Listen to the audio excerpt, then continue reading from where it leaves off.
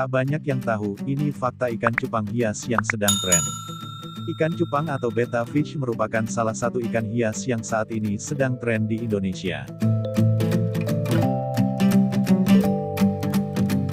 Meskipun sedang pandemi COVID-19, namun ikan hias mungil tersebut tetap memiliki pangsa pasar lumayan bagus.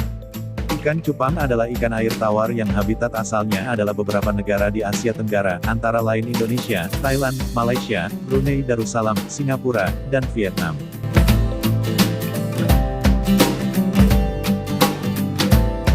Ikan ini mempunyai bentuk dan karakter yang unik dan cenderung agresif dalam mempertahankan wilayahnya. Bentuknya yang unik menjadikan ikan cupang diincar oleh masyarakat.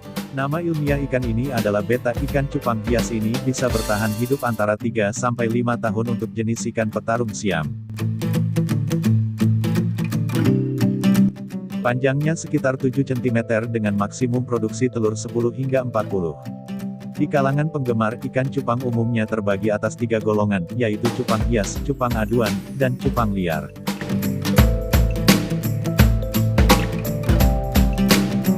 Di Indonesia terdapat cupang asli, salah satunya adalah betta chanoides yang ditemukan di Pampang, Kalimantan Timur. Ikan cupang adalah salah satu ikan yang kuat bertahan hidup dalam waktu lama sehingga apabila ikan tersebut ditempatkan di wadah dengan volume air sedikit dan tanpa adanya alat sirkulasi udara, aerator, ikan ini masih dapat bertahan hidup.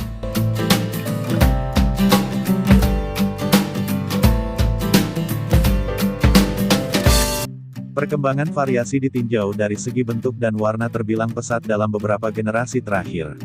Banyak jenis ikan cupang yang sedang tren di Indonesia. Bahkan, memiliki potensi pasar yang cukup besar dan beberapa daerah telah mengembangkan budidaya jenis ikan ini.